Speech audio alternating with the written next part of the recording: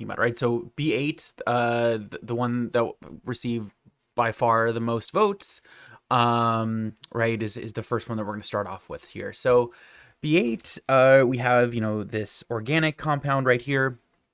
And so, first question is number the carbons from left to right. What is the hybridization for the second carbon, right? And so this is just basically to make sure that we're all on the same page for the numbering and the naming, right? So this is C1, 2, 3, 4, 5, 6. Right, and so what is the hybridization of the second carbon, right? So if we look at the second carbon right here, what we can see is that it has a double bond, right? It has, essentially only 3 bonded regions. It doesn't have any lone pairs, right? So then that should mean that it's going to be trigonal planar, right? And that should suggest to us, right, that it should be sp2 hybridized in this case, right? So that's going to be sp2 hybridized. We can go through, right, and we can just simply do that for all of them, right? If we look at this carbon right here, right, it has 4 bonding domains in this case, right? So that's going to be sp3. This carbon right here, right, carbon 3, again, only has 3 bonding domains, right, and 0 lone pairs, so that's also going to be sp2. Carbons 4 and 5, right, both of those have a triple bond and then a single bond related to it, right? So it only really has 2 bonding domains, and it has then, essentially 2 pi bonds as well associated with it. So that's actually going to be hybridized as sp in these cases, right? And then carbon 6 is going to be sp3 as well, right? You don't have to do all of the hybridization for the problem, right? It was only asking for the second one, but this is just a good exercise to go through all 6 of them. And so then using the same numbering system, which 3 atoms have the largest bond angle? Right, so the largest bond angle is going to be ones that involve the triple bond, right? So there's 2 different possibilities here, right? So one is that you can have the C3, C4, C5, right? Because that should be 180 degrees by VSEPR, or you can choose C4, C5, C6, right? So both of those are going to give you 180 degrees, right? So there's 2 possible answers in this case, right? So C3, C4, C5, or C4, C5, C6. In those cases, right? And so that's going to be, again, the largest bond angle. How many pi bonds are in the molecule? How many sigma bonds, right? So in terms of pi bonds, right, when we're adding them up, we can see that we have, between carbon 2 and carbon 3, there's a double bond. So that means that there has to be 1 pi bond there. If we look at, C4 and C5, right, we have a triple bond. So there's going to be 2 pi bonds that are going to be there, right? So there should be a total of 3 pi bonds in this case. Let me just make sure that I didn't mess something up somewhere on the key. Yeah. And then in terms of sigma bonds, right, it's just simply all of everything else, right? All of the other bonds, right? So everything that has a single bond associated with it. So, right, so you have 1, 2, 3, 4, 5, 6, 7, 8. Let me use a laser pointer. Right, so we have 1, 2, 3, 4, 5, 6, 7, 8, 9, 10, 11, 12, 13, right? So there's 13 sigma bonds in total. So, an important thing to think about is that any single bond is always going to be a sigma bond.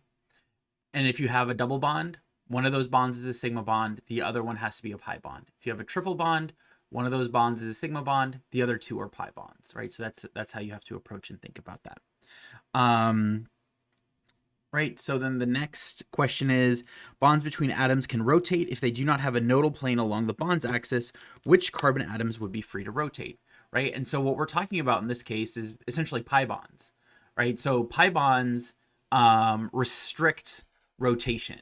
So if you think about, I don't have a model kit here, but if you think about, right, a single bond, right, and then you have a bunch of other bonds there, right, you could always rotate around that bond because there isn't anything that's restricting it, right? It doesn't matter what the conformation is in those cases. Let me see if I can find. I don't have a model kit. I don't have a model kit anywhere close by. Should have prepped and thought about that. But right, so it can rotate in those cases. Now, if you have a pi bond, right, because you have the bond, is top and bottom, you know, and it's two p bonds, the moment you rotate one of those atoms, right, and the p bonds that go with it, you're going to break that pi bond, right? And so that's not going to be favorable. And so pi bonds, you know, or you know, atoms that have pi bonds, you know, as part of their like bonding system, aren't going to be freely rotating because the pi bonds are locking them in place, whether that's a double bond or whether that's a triple bond, right? Those are going to be locking, you know, that conformation, you know, the 3D space that it has, so that it can't rotate around. But in these cases right here, you know, what you can do is you can rotate, you know, the essentially, you know, the C1 C2 bond, right? Because that's a single bond and that can rotate freely, and there's nothing there that's really preventing that from rotating, because there's no double bond or any kind of pi bonding that happens between C1 and C2. Same thing for C5 to C6, right? In that case, right, it's just simply a single bond, and that can rotate freely there as well. Now, one thing to think about, right, is that if we're looking at just simply the way the Lewis structure is currently drawn, in this case, right, there it looks as if there's only a sigma bond, right? There's only a single bond between C3 and C4, and so you might, you know, make the guess and say like, well, C4, C3, C4 can freely rotate as well, right? Where you have that, because we're drawing it as a single bond, but that's not true. So, you know, when you think about, you know, conjugated systems, right, extended, you know, resonance species, you know, extended pi networks, what's happening in those cases, right, is that you're going to have, you know, essentially pi bonds that are adjacent to each other when you're drawing the Lewis structures. Those pi bonds actually interact with each other and form a much longer pi bonding molecular orbital, right? It's not just simply that you have a pi bonding molecular orbital between the C2 and C3, and then a completely discrete one between C4 and C5 in those cases, right? They actually, because, you know, again, the phasing can overlap in those cases, right? Just make one big pi bonding orbital in that case, right? And so you know, when you have species that have double and triple bonds next to each other, those are not going to freely rotate, right? Because those are actually going to be making extended pi networks in those cases, right? You're going to get the conjugation. I think there's a lab that you guys do that has that in there. But yeah, so yeah, and so then E, right, on the three molecules below, draw a unique pi bonding interaction just between two atoms, right, in these cases, right? So if we draw it for the carbon-carbon, for C2, C3, right, that's just simply going to be above and below in this case. And then we'll have a similar one here between C4 and C5. And then because, right, the triple bond has a second set of pi bonding interactions, right, what you get then in that case is something that looks like that right there, right? And so in terms of, you know, thinking about Lewis structures and hybridization and so forth, right, those are going to be your unique pi bonding interactions that you would have in those cases between all of them, right, and how they would all interact. So then F, right, so this is now, it starts taking, you know, going back to concepts that we've had in the past, you know, tying in particle in a box. So in this case right here, right, you know, there's a whole spiel, but basically it says, you know, draw the first four energy levels of a 1D particle in a box where you have C2 and C5 as the boundary conditions, right? And so it's just the same thing that you do for any other particle in a box, right? So we have our box right here, right? And so this is going to be my n equals 1 level, right? And so this is C2, this is C5, right? And so then here roughly is C3, here roughly is C4, right? And then we have then our n equals 2 level here, our n equals 3, and then our n equals 4, right? And so now, you know, same thing that we've done with all other particle in a box problems, right? When you have n equals 1, there's 0 nodes, right? So that's just simply, you know, this wave right here. When it's n equals 2, right, you have 1 node, and that should be roughly at the halfway point. And so in that case, right, that would be roughly right there. And so you have, you know, your positive phase and then your negative phase. N equals 3, right, you would expect 3. And so you're going to expect that to be kind of roughly right here, right? Positive phase, positive phase. And then n equals 4, right, is going to have 3 nodes. And so that's going to be in the middle, and then at like the quarter point and the quarter point, right? Positive, negative, right? And so that's what the different energy levels look like, right? So we have all the different nodes that we would expect for this 1D particle in a box model in this case. And so, the next question is then, in the case of this model, the ground state energy level is not the n equals 1 level, but rather the n equals 2 level. Provide a rationale for this based on what we know about the molecular orbitals that are involved in forming this conjugated pi system, right? So if we go back to where we had drawn, these guys right here, right? These two different sets of unique pi bonding interactions between, C2 and C3, and then, C4 and C5 are going to form a conjugated pi system where, the electrons are actually going to be spread out across all four of those atoms rather than being, localized just simply between two of them in each one of those scenarios. So what's happening, right, is that, because we're having a bonding interaction, right, this set right here is 2 electrons. This set right here is 2 electrons as well. But because those two pi bonding interactions can then continue to form molecular orbitals that are extended and so forth in each one of those cases, especially, looking at the particle in a box problem, we're not simply looking at, 2 electrons occupying the n equals 1 level, right? We're going to have 2 electrons that occupy the n equals 1 level, but then there's the other set of electrons as well, right, that are going to occupy the n equals 2 level in that case, right? And so those are filling up. And so the ground state, in these conjugated systems is actually not ever going to really be the n equals 1 level, right? It's always going to go up and up and up because of the fact that, right, you're throwing in extra electrons in those cases. The only time that wouldn't be the case is if, as a part of that conjugated system, you were using essentially an empty orbital. So if it was something, like, a carbocation, right? So a C plus, right? Something that is actually deficient of electrons, right? That would then reduce, the number of electrons by 2 that would be participating in that case, or no, by 1, sorry.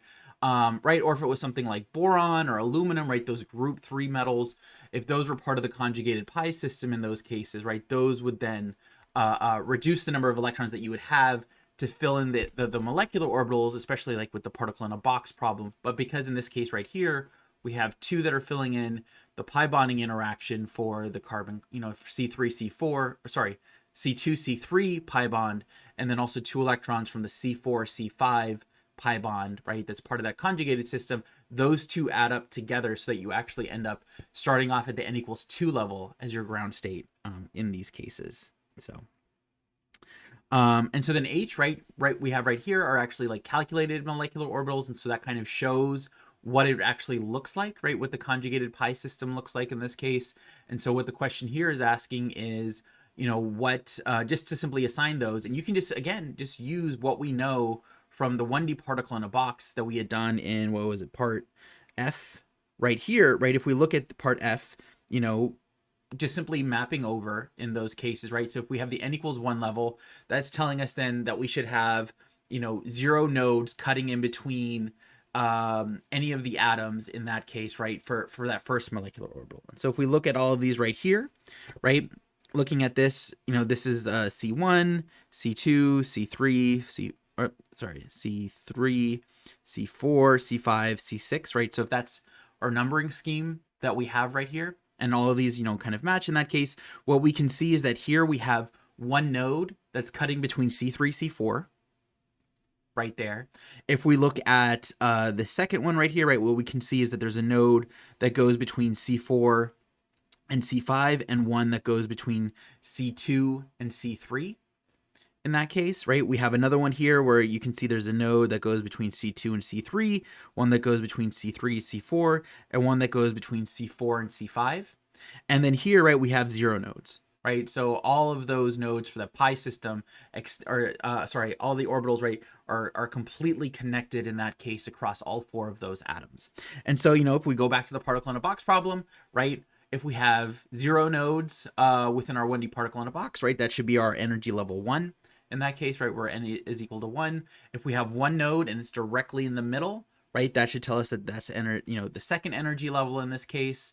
If we have 2 nodes, and those nodes, right, if we're looking at it here, are roughly around where C3, C4 are located, that should tell us, okay, right, that's going to be this guy right here, right, because C3, C4 has like, you know, the wave right there, but then you have, you know, the nodes between C2, C3, and then also a node between C4 and C5 in that case. And then finally right here, right, we have 3 nodes that's, you know, in between all of the different atoms in that case. So that should be C4 in that instance, right? And so that's how we can take, again, the very simple particle in a box, you know, 1D even, model, and use that to help inform us in terms of what the ordering should be, where we would expect nodes, right? How that's all going to influence the actual molecular orbitals, right? The higher level concept and theory. You know, in those cases, again, it's not going to be perfect 1-to-1, right? But it gets us pretty close with just what we know right here. So, and so then in this case now, it's just simply asking to calculate the photon wavelength required to excite the electron from the highest occupied molecular orbital, right? So that's, you know, commonly referred to as the, or you know, the abbreviation HOMO, to the lowest unoccupied molecular orbital, which is the LUMO. And then, you know, using the 1D particle in a box problem, right? And so what I gave here then are just simply the bond distances between, you know, C2 to C3, C3 to C4, and C4 to C5 in all of those cases. And so if we go and look at, let me pull up the equation real quick for particle in a box. Right, so if we have the particle in a box situation here, you know, the equation is E is equal to, what is it? N squared H squared over 8 ml squared in this case. And so, right, that's just simply for the particle in a box. So if we were to take that and we were trying to figure out what the energy difference is between the two of them, right, what we would then do is just simply take energy is equal to, or delta energy is a better descriptor, I think.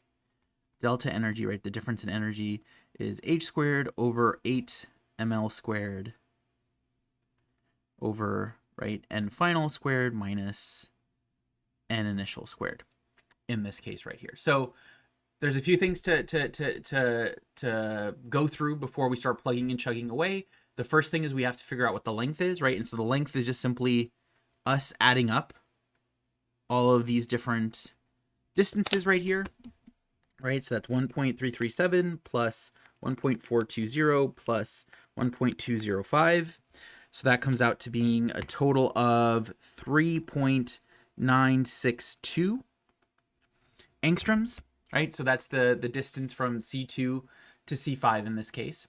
So we have that. Now the question is, right, what is, you know, N final and N initial? And so if we think back to what I told you in part G, right, we know then that the HOMO, right, the highest occupied molecular orbital that we're going to have in this case is actually going to be the N equals 2 level, right? And so so that means that Ni is going to be equal to 2. Oh. And so, right, and so then the lowest unoccupied molecular orbital is then going to have to be the next orbital directly above that that doesn't have any electrons. So that in this case would be, you know, NF would then equal 3 in this case, right? So we have all these numbers. So now we can just plug those in and we can then solve what the energy is in joules.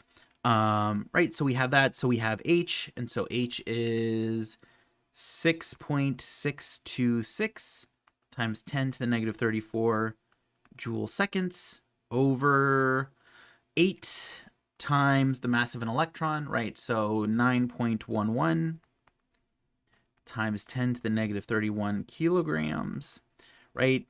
Times the length squared, right? And so an angstrom is, you know, the same thing as 1 times 10 to the negative 10 meters. So we can just simply take, you know, 3.962 times 10 to the negative 10 meters, square that, and then multiply that by NF, right? So 3 squared minus 2 squared, right? So Ni in those cases. And so then what we get for the delta E in this case is 6.626 times 10 to the negative 34 divided by 8 times 9.11 times 10 to the negative 31 times 3.962 times 10 to the negative 10 squared. So that gives us that crazy number. And then we multiply this by something I feel like is off. Oh, yeah, it's because I didn't put parentheses around everything. So what I got is like times 10 to the negative 83. And I was like, oh, that seems way too small. But now I got 5.79 times 10 to the 14, which also seems kind of off. Oh, it's because I forgot to square h.